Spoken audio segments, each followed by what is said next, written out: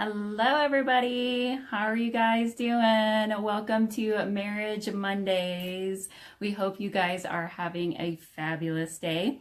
I'm Jonna Wise. This is my amazing husband, Bryson Wise, and we are your fabulous marriage coaches. How are you guys doing today out there?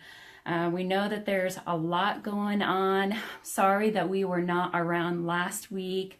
Bryson had a little bit of a cold and we had our granddaughter with us, so we were just taking some our family time to just kind of regroup. And I can't talk today. Regroup, is that even a word? I was like, that's what you say when you're sick. Regroup. Regroup. So I was like, yeah. I need my own thesaurus. Yes. I need to create my own thing, So it's like I feel like I'm creating my own words. She's very talented. She's very good. She makes up her own language. It's cool. But anyways, so we were with our family. So sorry we weren't around last week, but here we are, and we've got some great things to bring to you. So we are going to talk to you guys about 10 things to not say to your spouse, right? Because we all been there, and we just want to say hello to everybody that's jumping on. That's right, Superman. Yeah, Superman.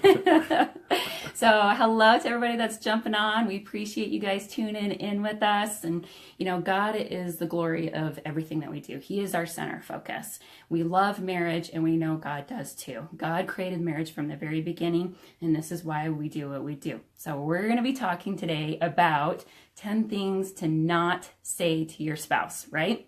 Because we have definitely been there. Thank you for the hearts. We appreciate it. We thank you for all the love, you guys.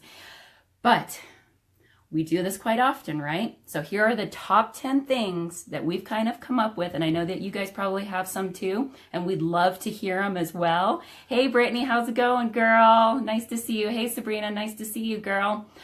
But hear what we've come up with. So I've got 5 and Bryson's got 5. Okay, here's number 10. Are you ready for it? Are you ready? Are you guys ready? Okay, here's number 10. Oh, you're not going to wear that, are you? You ever had those moments where you're just like, ugh, babe, you're not going to wear that? What is that? So, yeah, don't say that. Yeah, even if you think that, don't say it to your man. Yeah, don't say that.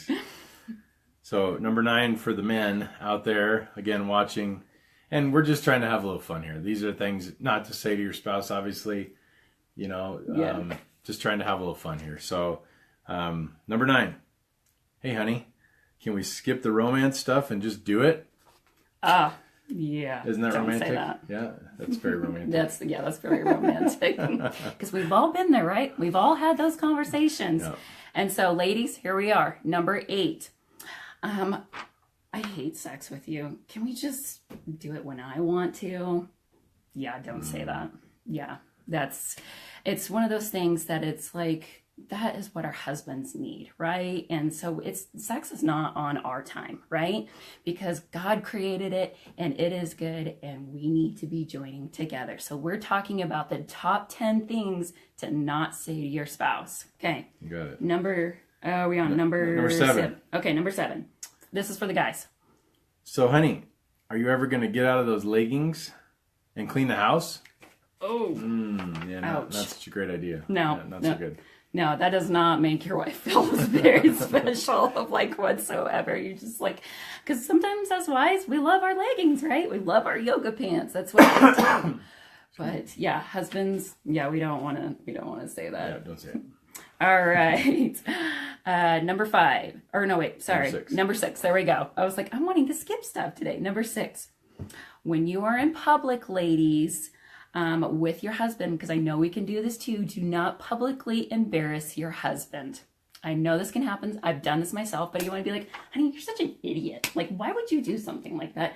Babe, you're such a moron. Come on. Didn't you see the sign? Can you guys testify to that? Can you see maybe what that does to their self-esteem, ladies, when we do stuff like that? And I mean, there might even be cuss words that come out of your mouth. What that does to them, that totally crushes their spirit. So this is something that, us wives, we have got to stop doing. And I know I've done some things too, and, things that we're working on, but we can, we got to stop doing this. You got it. So number 5, again, we're halfway through. Top 10 All things right. not to say to your spouse. Hi, Sue. How's it going? Yeah, so we're going from 5 to 1. So here we go. Are you ready? Top 5. Hey, sweetie. Did you see how good John's wife looked today at church? What? Yeah, don't say that. Yeah, don't say that. That's not going to build up your wife. Yeah. Yeah. Yeah, that's not going to make her feel very special. Yeah, I don't think so. And this kind of goes along with it too, because, I've probably have done this as well. And, we can testify along on the wife's side is, babe, did you see the new car John bought his wife? How come I don't have one like that? Yeah, don't say that. Yeah. Talk about feeling like a loser. Yeah, I would feel like a loser if that happened. Yeah, we need to be appreciative of what our husbands are doing for us, right?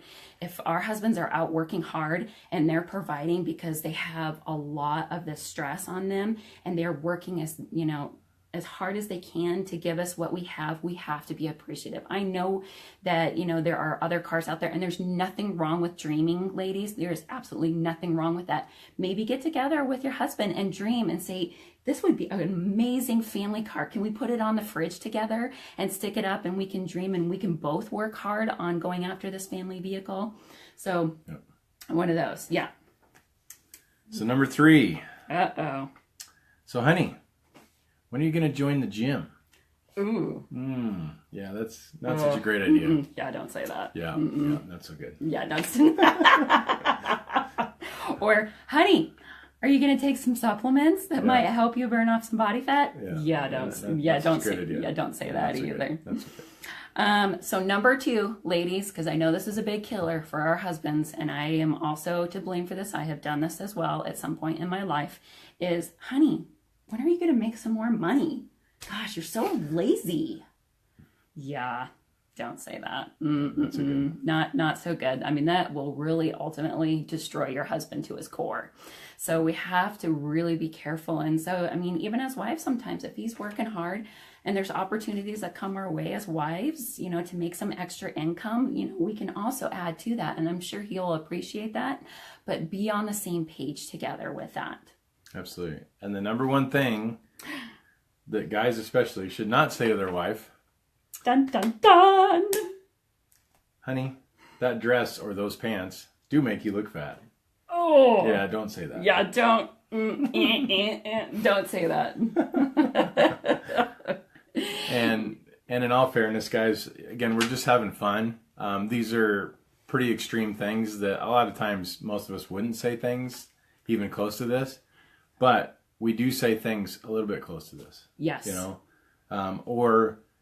Again, the number one answer there, a lot of times, as women, we come up to our husband and we're like, babe, does this dress make me look fat? Do these pants? Don't set your husband up for failure, ladies. Just don't do it.